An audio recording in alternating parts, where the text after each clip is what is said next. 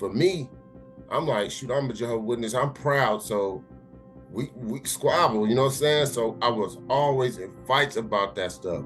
I was fighting like every day, bro. I remember just riding my bike. If my family didn't go to the meetings, I'd ride my bike in my suit, and these fools try to jump me in my suit, in my briefcase. I actually loved going to the meetings, bro. Like when I got baptized, I was happy. I was like, man, I finally did it. And I don't even think I lasted a week. I just ended up Googling it one time, and then the ARC thing came up. I was so mad, bro. I was like, got in all them fights for nothing.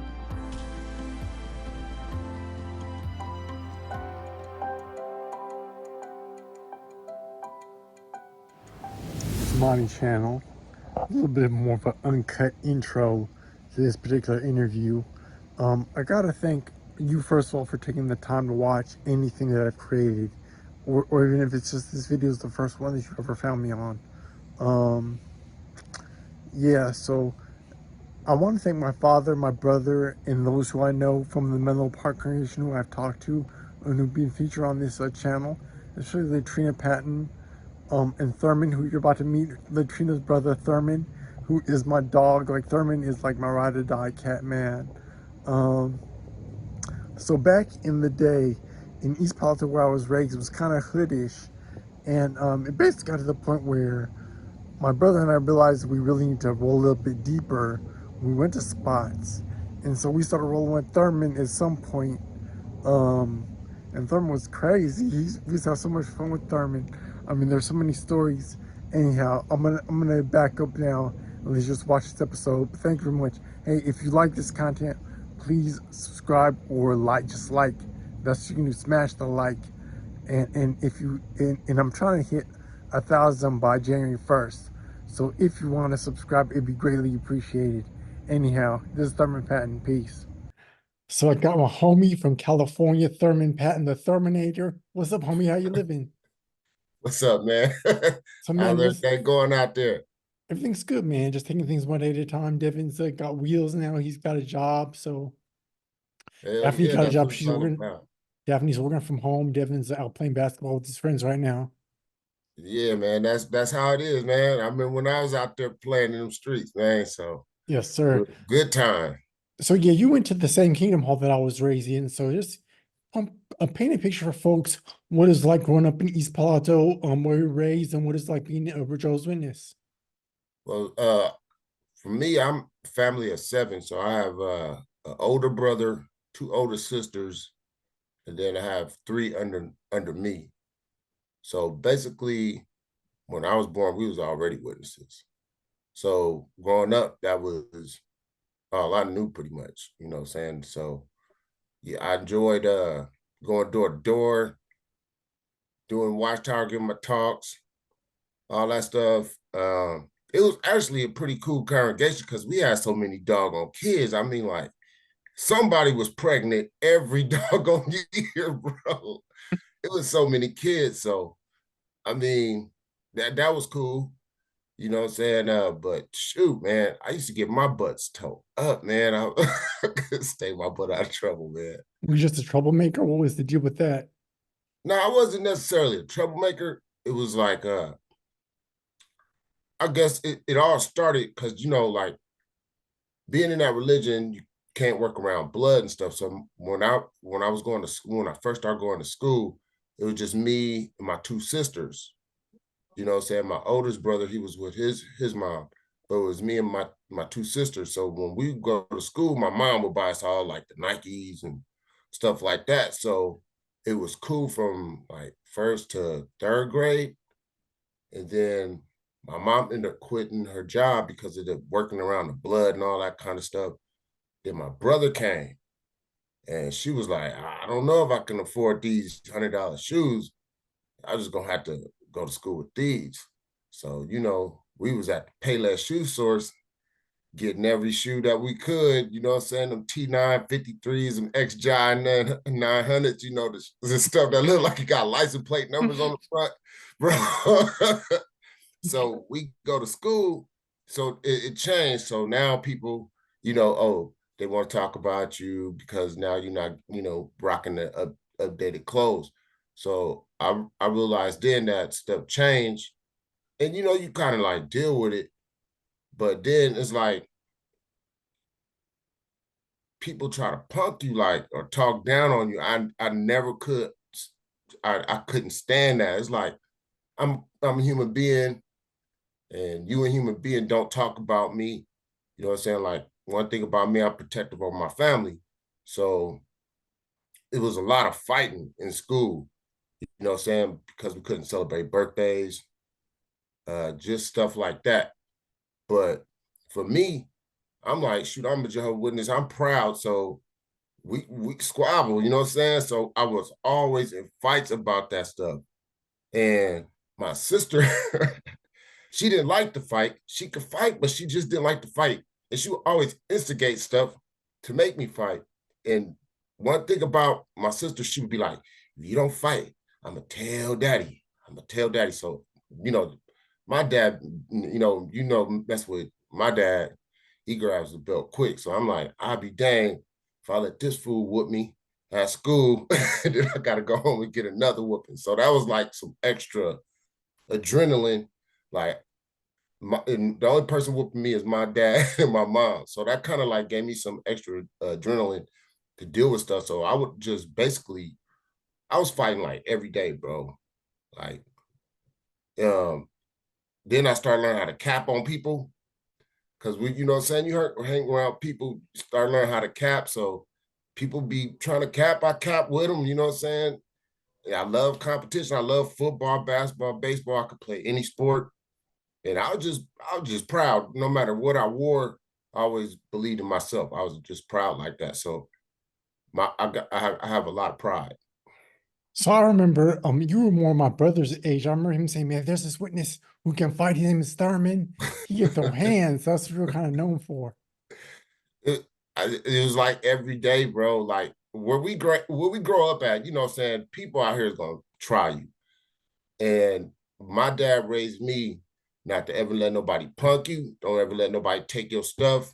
You stand up on your own 2 feet. And that's what I did. I didn't allow people to come at me like that. And if you did, then we just got to get them up. That's just how it was.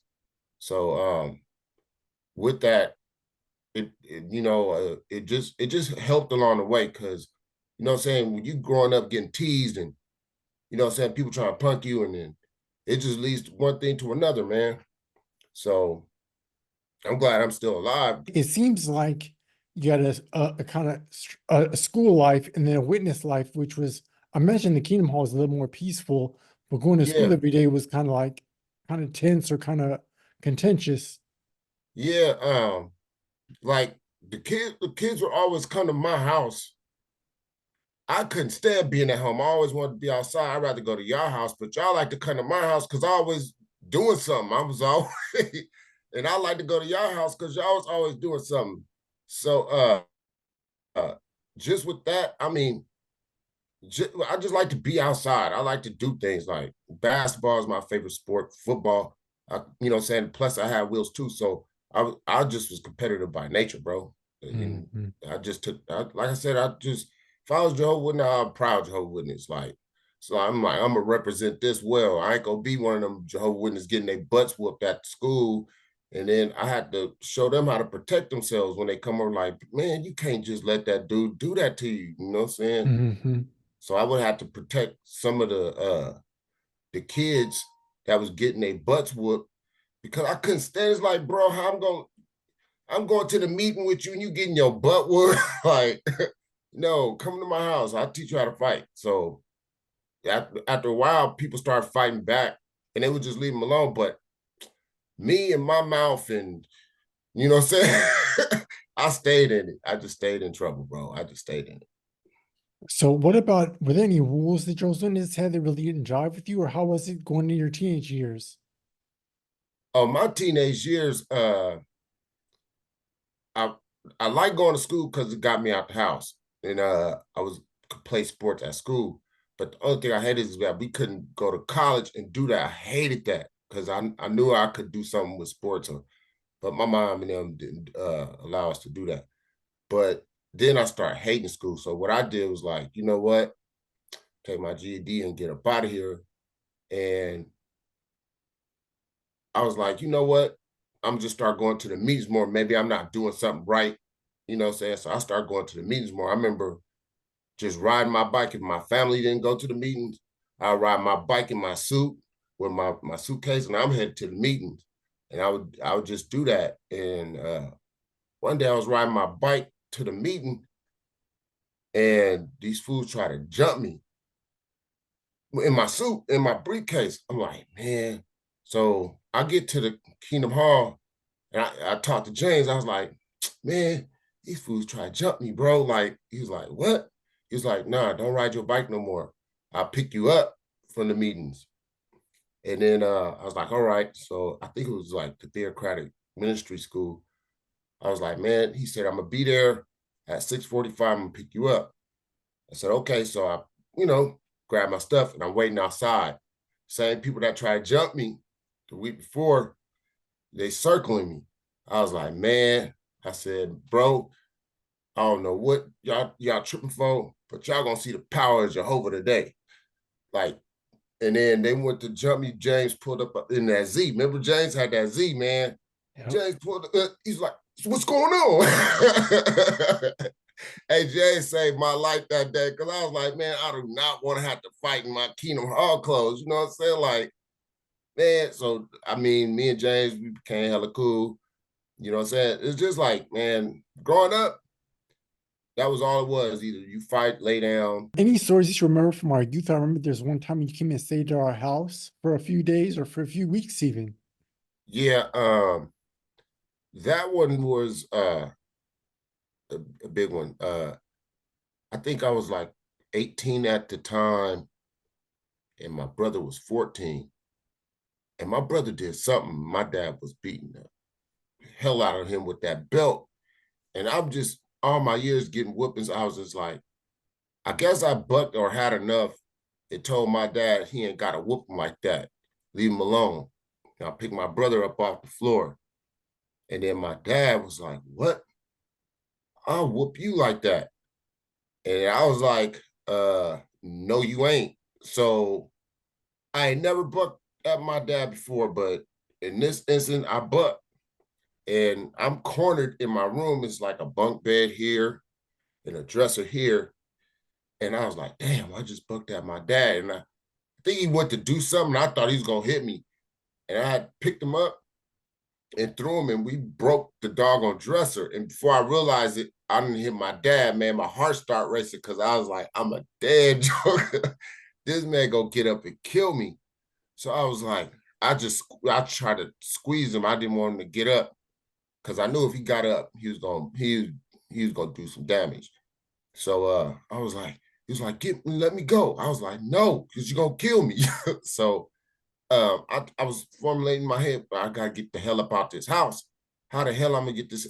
So he started talking big stuff to me, and I think I hit him one time, and then I just took off. I think that day I would have broke the world's record for the fastest man on earth, bro. Cause man, if I didn't get to that dough, I knew it was a wrap. And everybody was so scared that all the kids ran out the house with me. And I just the first place I could think of was I need to go somewhere. And I ran straight to your house. I was like, I told y'all what happened, and I was like, I'm never going back there. I'm not. My dad's gonna kill. I didn't want to go. Your dad wouldn't talk to my dad. I still didn't want to go. I was Yep. like, You stayed for a no, few, I remember you stayed for a few days. Like it was man. I definitely a think it few. was about a week, Yep. and I was scared as hell. And I was like, man, I was like, telling your dad, Uncle Charlie, just come with me, man, because I didn't want to get in the car with him by myself, bro. Like, and then he was like, nah.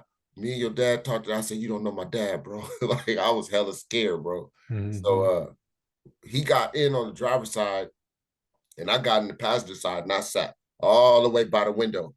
And I had my hand on the door, and I rolled down the window just in case my dad tried to backhand me.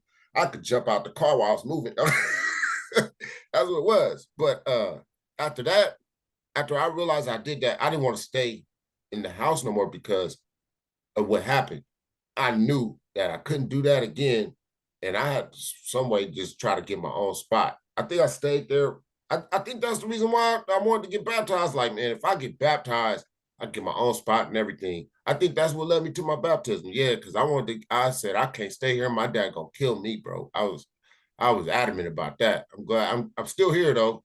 Glad we talked about it and everything, but man, I was scared as hell that day, bro.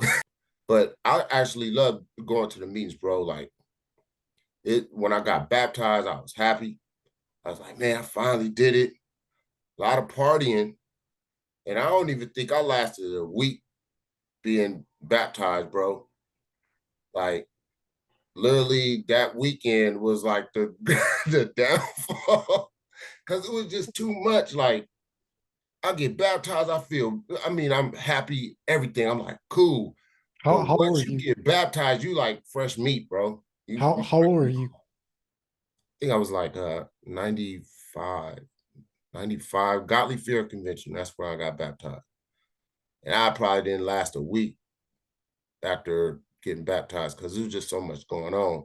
I mean, I had all these new girls trying to get at me and then, saying I just messed up, and slowly but surely I was like, that feeling. I remember when we all got put on proof, you know what I'm saying? Like, it was some we was doing the most, man. We was doing the most. I mean, shoot, it was like in one fight, we all fight. You know what I'm saying? Because it just had to be like that because I knew how people in the world get down. It's like, you know what I'm saying? Just like that event at Great America. You know what I'm saying? And how that happened. You know what I'm saying? Like, literally, we could have got killed, but thank God, man, we was just like, we would, man, shoot, it's so much stuff, bro. I don't know if you want me to be telling stories. I mean, if there's any story that stands out, I mean, sure, tell it. Yeah, so man, shoot, it's just a lot of stuff. Hey, was you there when we because remember we used to play congregations and basketball and stuff like that. Was you there at that time at Carmont I wasn't in when we was Calmont, playing no. okay, so it was a time where we have competitions would be us against the Bayview and people in Frisco, and then we had a thing in Oakland. The Oakland brothers came to Carmont when we had open gym, and we was running. Man, I'm draining everything because I used to go to Carmont, so I knew all the spots on the floor to go.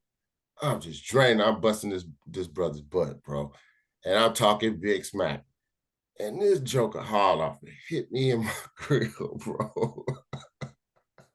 What happened?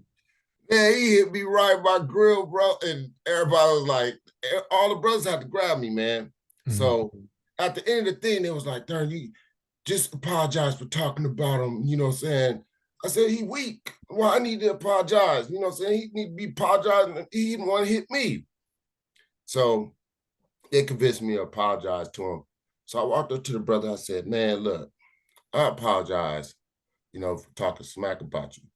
Bro, I said, man, if you ever hit me again, I'm gonna break your motherfucking neck. And they was like, oh no. So look, I'm gonna tell you. So I never seen them dudes again, the brothers from because remember I got this fellowship and I was in the world. But I ended up getting married and going to Sacramento. And me and my wife at the time, we ended up getting a divorce and I moved into these apartments. So when we move into these apartments, it's some ex-witnesses that's in the apartment. It was like, oh yeah, we remember you. Woo, woo, woo. She was like, and they from Oakland and blah, blah, blah, blah, blah. So I go over there. I was like, y'all went to Oakland? Y'all to the congregation? Was like, yeah. Come to find out, the dude that hit me is my next door neighbor, and we end up becoming friends. We still friends to this day, bro. Wow. He's like he said. So yeah, it's weird situations like that. So it was cool that we became friends. I was still mad at that shit. So take me back. I guess you said you got baptized, but then you got in trouble right away. Did you have the judicial hearing? What happened? Because I think I moved to Florida around that time. Yeah, when I got put on, I was doing more than what people know. So when I got this fellowship, I rightfully got this fellowship, bro. Like Like I was in the girls, man, me and girls, and then I just ended up going. Yeah, I went to jail. I got locked up, and when I got out, I was like, man, I'm gonna try to go back to the meetings. But in the Cow Palace, the next year's Cow Palace, I came up. So I ended up getting The yeah, assembly. the assembly at the Cow Palace, and the girl that I was talking to, nobody knew I was disfellowship but her. But one of the sisters see me talking to her and went up there and was like, "He's disfellowship," and it's always something. And she never called me again after that. I was mad as hell, but I didn't even last a year being baptized, which sucks because I worked so hard to get baptized and decided about being baptized, and then all of a sudden that quick. And when they shut me, it was hard, bro, because that was like my whole community, all my friends and stuff. But the one thing I liked about that is like you and your brother and like other witnesses, y'all never shunned me because of the love I have for y'all. You know what I'm saying? I'll take a bullet for one of you junkies, you know what I'm saying? Because y'all like family to me. So it kind of like kept me up even doing what I needed to do. But yeah, man, it was hard because you know what I'm saying, when they shun you is just like that quick. And I Mm-hmm. always thought about going back, but I'll never go back. You know what I'm saying? It's just too much going on with the organization, bro.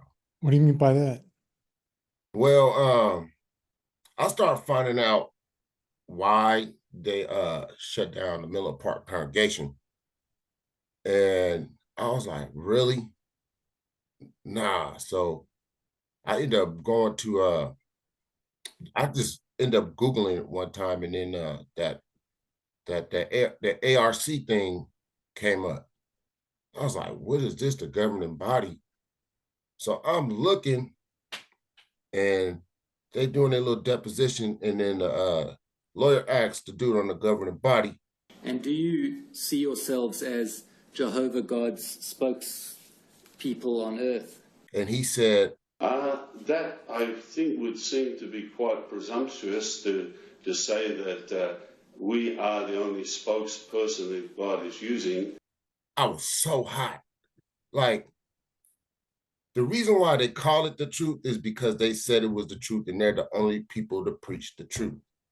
Why couldn't you just say, yes, we are the only organization that speaks the truth?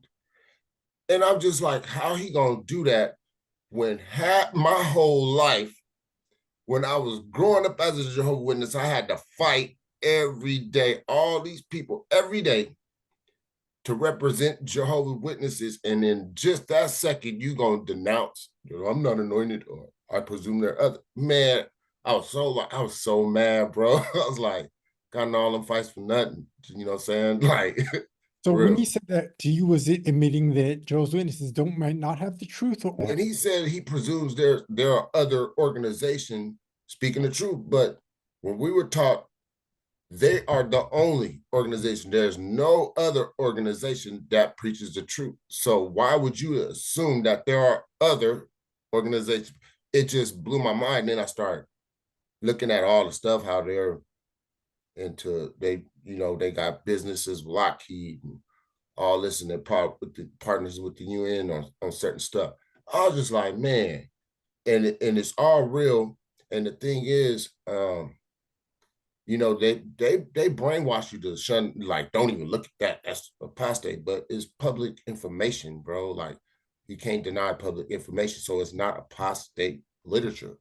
mm-hmm. You know what I'm saying? And that's what kills me, because I tried to tell my dad about it, and I was staying with him at the time because issues, and I told him about it. And I was like, I just don't like that. I'm never going to the meetings again. And I said, and then they turn around when you figure out, when you get close to the information, they disfellowship you and call you an apostate.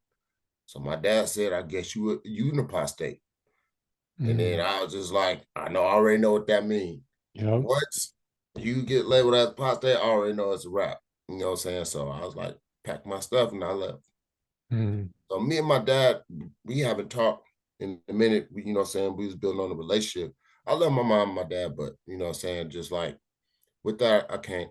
Probably the only time I go visit Kingdom Hall again is when they pass. But me and my dad, we say hi and bye. You know what I'm saying? But I don't think we'll have that same relationship that we used to have. And that's the part that sucks, though. You know. Hmm.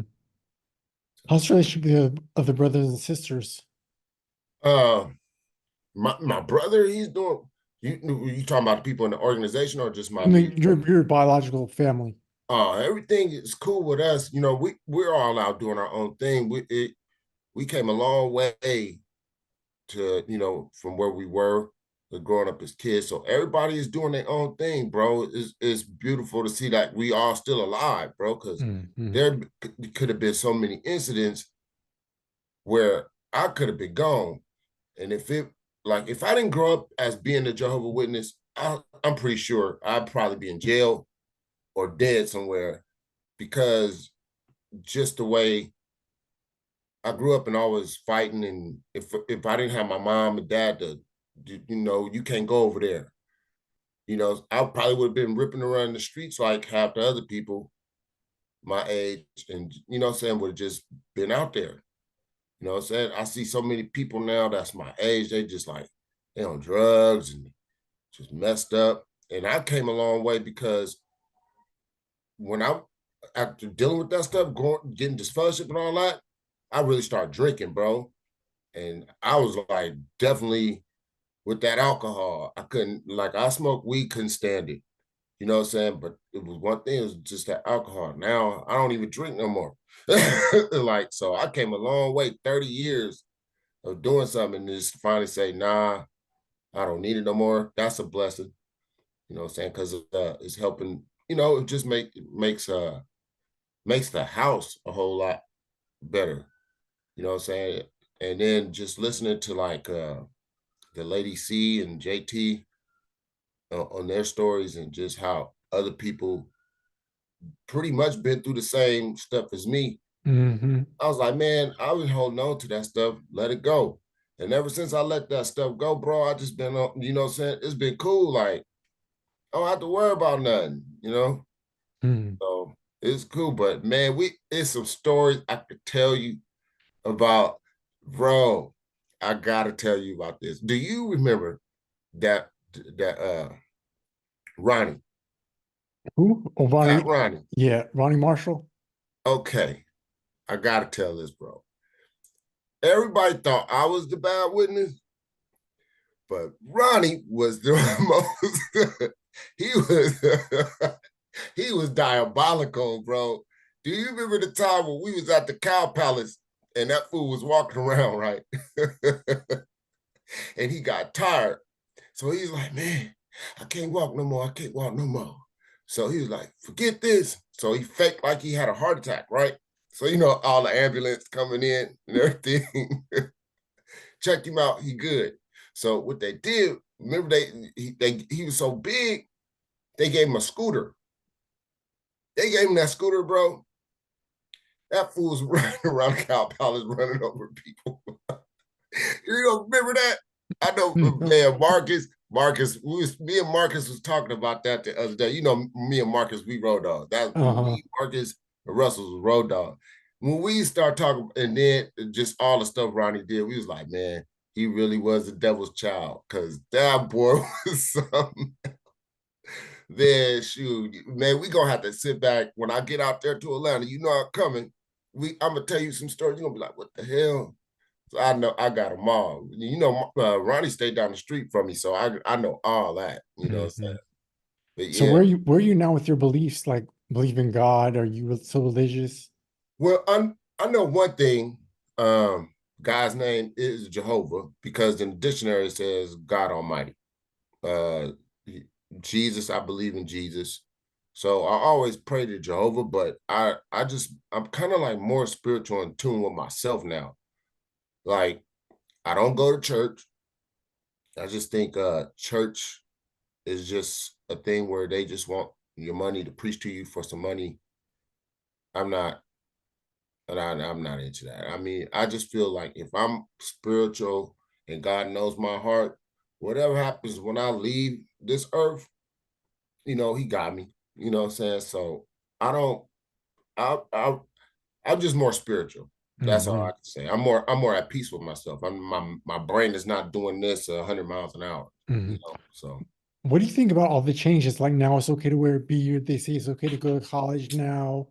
man, doggone well our butts would have been disfellowshipped or public reproof. That I don't, man, come on. I just think it's a tactic for them to keep the people there so they can keep their money.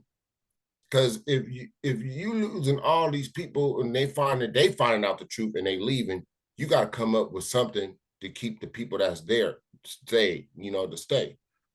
Uh, Hmm. the bit, I'm not going back. It don't have nothing to do with me, but you know what I'm saying? Like all these new changes, next thing they're gonna tell you can vote or you can celebrate your birthday. You can do this, you can do that. You know what I'm saying? But to me, it ain't got nothing to do with me right now. You know what I'm saying? So they continue to do what they want to do. The Hmm. governing body don't control my life no more. Right. Because it's all man-made, it's all far-fetched. Then I start reading who Charles Tate really was and who the Rutherford dude was, CJ Rutherford. And I was like, man, they just made this stuff up.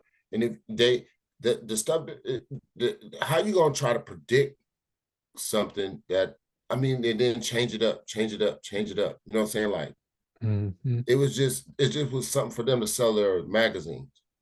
You know what I'm Hmm. saying? The scare tactics then turned into a big religion and they made billions off that stuff. Look at all the property they just sold in New York. I know more about the Jehovah Witnesses now than I did when I was a Jehovah Witness. Ain't that something? Because I read up on it and I was like, dang, they really did take away really do take away your critical thinking because you're so focused on they tell you God, God, God, God, God. They don't want you to think about nothing else. Then you go to Bethel. They don't even pay you to go to Bethel. And then they kick you out. You go try to go work. You don't have no work history with them, but they done made money off you because of all the income tax credit that they got. They done made a boatload of money off you while you ain't made nothing.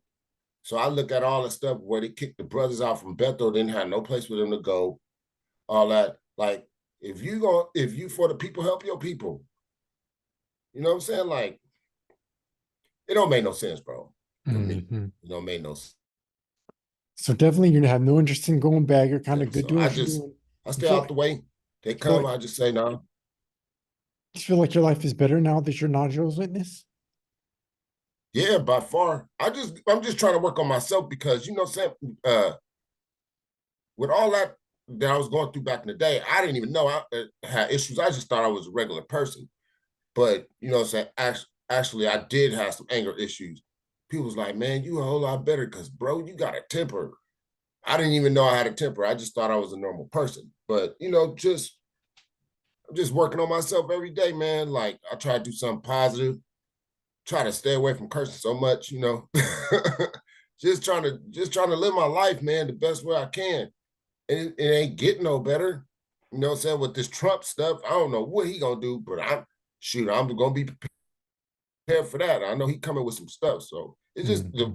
I don't trust the government and I don't trust no doggone church. I believe in myself. So, no, because the government lied just like the churches lied. If Yep. you look at it, bro. For real. So So let me ask you this, Thurman. What's the most valuable lesson that you've learned in life so far?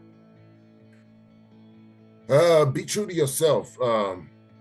Stay true to your morals, yourself, and most important, family, bro. And that's what I learned. If you take control of your destiny, man, anything is possible. Don't allow nobody to, steer you wrong from what you want to do.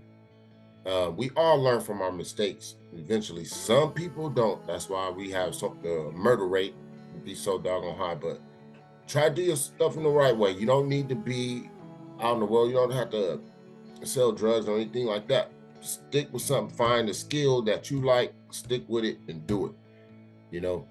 So, because like I said, the world is getting worse. And if you don't capitalize on the time that you have on this earth, man, you'll be lost forever, bro.